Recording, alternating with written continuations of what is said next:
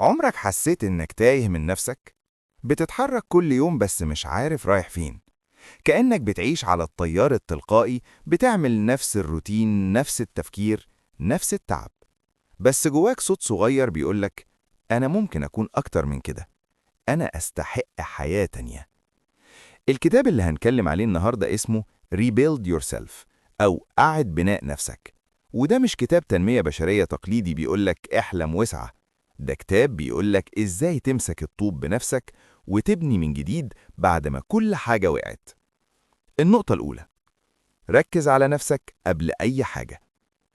أول وأهم درس في الكتاب: خليك أناني شوية، بس أنانية صح. الكاتب بيقولك الناس اللي مش عارفة نفسها عمرها ما هتعرف تبني حاجة مستقرة. تخيل إنك داخل رحلة طويلة من غير خريطة، كل يوم تمشي في اتجاه مختلف وفي الآخر تتعب وتستسلم.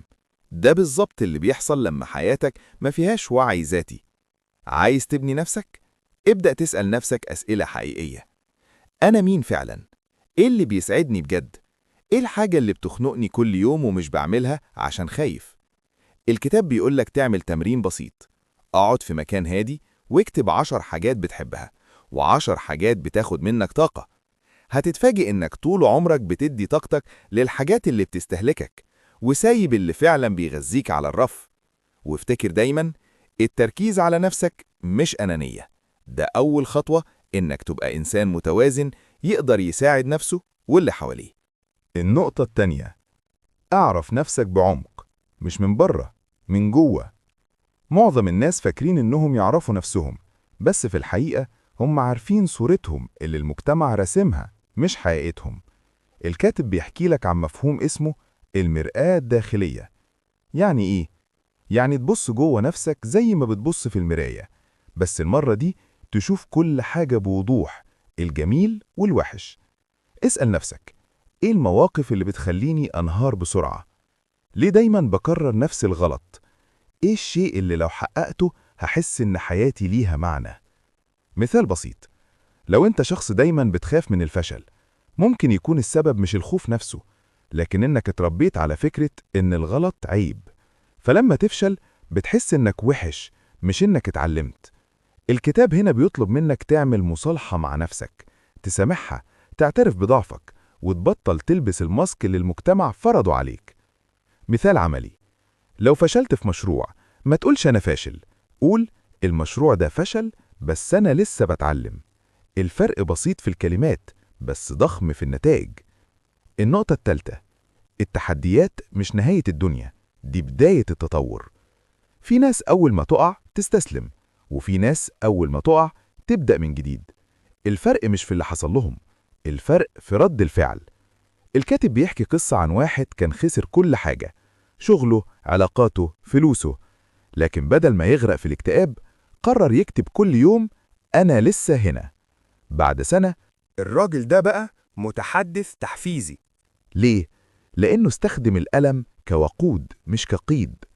الدرس هنا: مش مهم اللي حصل، المهم هتتعامل معاه ازاي. الكتاب بيكلمك عن مفهوم اسمه المرونة النفسية، يعني قدرتك تقوم بعد كل ضربة. مش إنك ما تتأذيش، لكن إنك تتأذي وتتعافى وتكمل. تمرين بسيط: في كل موقف صعب اسأل نفسك: أنا ممكن أتعلم إيه من ده؟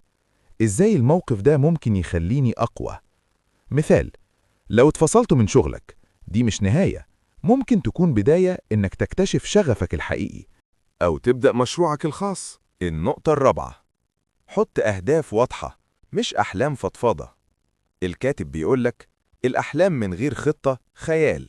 مفيش حاجة اسمها أنا نفسي أتغير وخلاص، لازم هدف واضح بزمن بخطوات. مثال عملي: بدل ما تقول عايز أبقى ناجح، قول في خلال 3 شهور هقرأ 3 كتب وهبدأ أطبق اللي فيها على شغلي الحالي. كده بقت خطة. كل ما تمشي خطوة عقلك يفرز دوبامين النجاح، فتبدأ تحس بالحماس تكمل. خد بالك، أكتر حاجة بتقتل التغيير هي إنك تستنى الظروف المثالية. الكاتب بيقولك الظروف المثالية مش هتيجي. ابدأ باللي عندك، باللي تقدر عليه، ومع الوقت هتلاقي كل حاجة بتتظبط حواليك. وبيشبه الأهداف بالبناء. كل هدف صغير هو طوبة، وكل خطوة صحية هي أسمنت بيربط بين الطوب. في الآخر هتلاقي نفسك بنيت عمارة كاملة اسمها نسختي الجديدة. النقطة الخامسة: غير عاداتك هتغير حياتك. هنا الكاتب بيقولك الجملة اللي ممكن تغير حياتك كلها: أنت نتاج عاداتك اليومية مش أحلامك. لو عايز تبني نفسك من جديد، ابدأ من التفاصيل الصغيرة اللي بتتكرر كل يوم. مثال بسيط: لو كل يوم بتبدأ يومك بالسوشيال ميديا، فأنت فعلياً بتبدأ يومك بطاقة الناس مش طاقتك أنت. لكن لو بدأت اليوم برياضة خفيفة أو كتابة أهدافك، عقلك بيتبرمج إن اليوم ده ملكك أنت. الكاتب بيقولك تطبق قاعدة اسمها 1% rule، يعني كل يوم حاول تبقى أحسن 1% من امبارح. مش لازم تعمل طفرة، بس استمر. مثال عملي: كل يوم اقرأ صفحتين بس، كل يوم اشرب لتر مية زيادة، كل يوم نام نص ساعة بدري. بعد شهر هتحس إنك بنيت أساس جديد تماماً. والكاتب بيحذرك من فكرة أنا مش فاضي. بيقولك اللي ما عندوش وقت يبني نفسه هيدفع ضعف الوقت بعدين علشان يصلح اللي اتكسر. النقطة السادسة: علاقاتك مهمة بس لازم تكون صح. الكاتب بيقولك جملة قوية جدا: مش كل الناس اللي حواليك مفروض تكمل معاهم الرحلة. تخيل كده إنك بتبني بيتك من جديد، وفي ناس معاك بيساعدوك، وفي ناس بتكسر الطوب وإنت مش واخد بالك. مين المفروض تسيبه يكمل ومين لازم تبعده؟ الكتاب بيكلمك عن نوعين من الناس. واحد، الناس اللي بتزودك، بيشجعوك، بيفكروك إنك تقدر. لما تقع هم اللي بيمدوا إيدهم.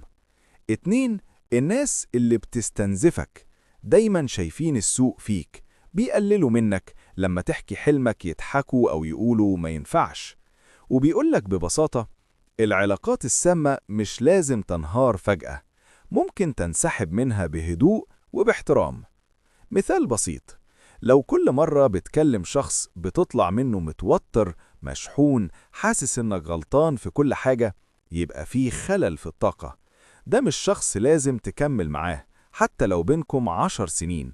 في المقابل، لو عندك صديق أو حد في العيلة دايما بيشجعك حتى في أسوأ أيامك، خلي العلاقة دي تكبر، لأن الدعم النفسي ده جزء من عملية إعادة البناء.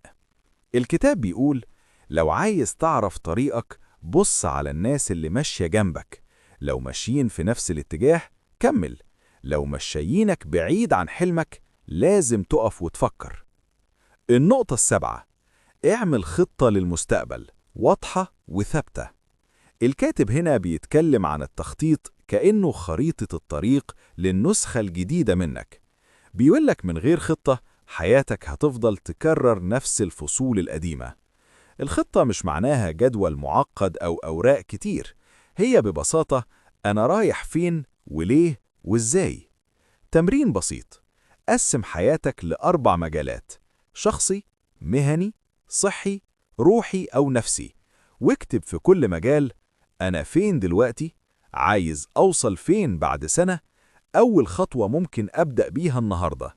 لما تبص للخطة دي كل أسبوع، هتحس إنك ماسك دفة حياتك بإيدك. الكاتب بيقولك كمان إن السر مش في الخطة نفسها، السر في الاستمرارية. يعني حتى لو ما حققتش كل حاجة في الوقت اللي حددته، كمل، لأن التراكم هو اللي بيخلق الفرق. مثال: لو حلمك تبدأ بيزنس، ابدأ بخطة صغيرة. خلال أسبوع هقرأ عن المجال، خلال شهر هعمل صفحة بسيطة على السوشيال، خلال 3 شهور هقدم أول منتج أو خدمة. كده الخطة بقت واضحة وسهلة وواقعية. النقطة الثامنة: غير عقليتك هتغير حياتك. دي يمكن أهم نقطة في الكتاب كله. الكاتب بيقولك العقل هو المصنع اللي بيصنع واقعك.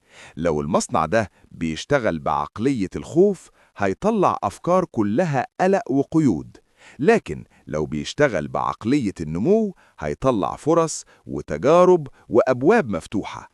الفرق بين الاتنين بسيط جدا، بس نتائجه ضخمة.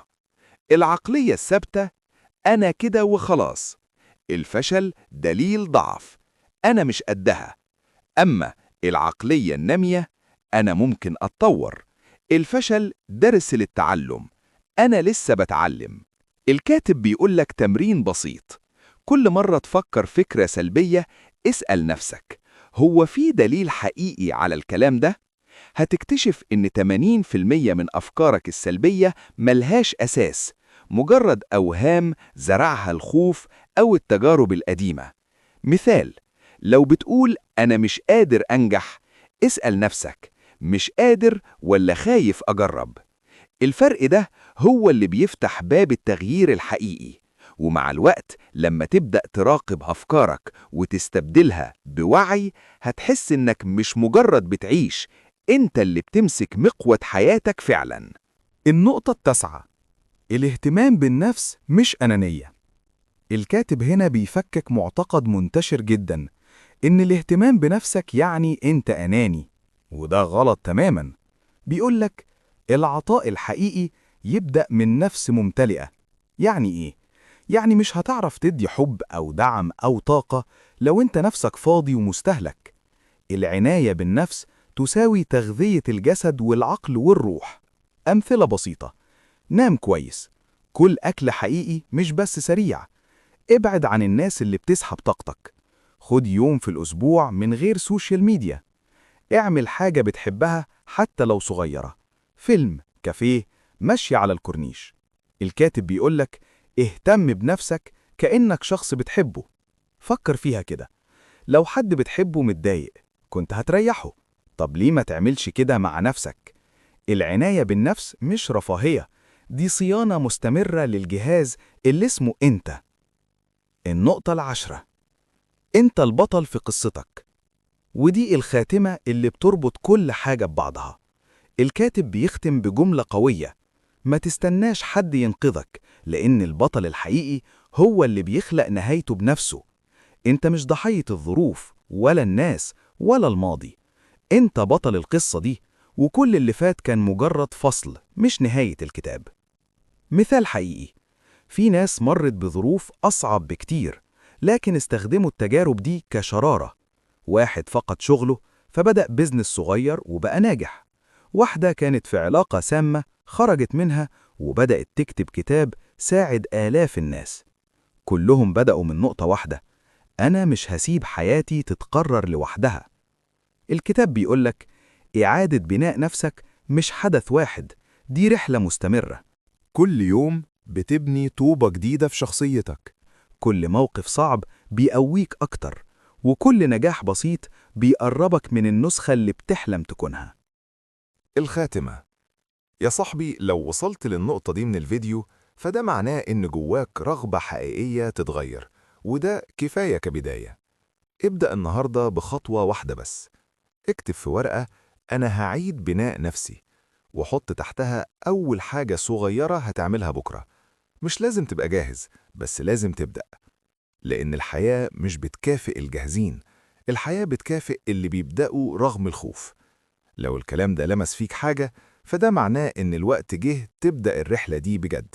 وإحنا هنا في القناة دي مش بنتكلم عن كلام تحفيزي وخلاص، إحنا بنتكلم عن حياة جديدة ممكن تبدأها بخطوة واحدة. لو حاسس إنك جاهز تبدأ، دوس لايك واشترك في القناة وفعل الجرس عشان تفضل دايما معانا في طريق إعادة بناء نفسك. خليك فاكر، البداية الحقيقية مش في الكلام، البداية في الفعل. والسلام ختام.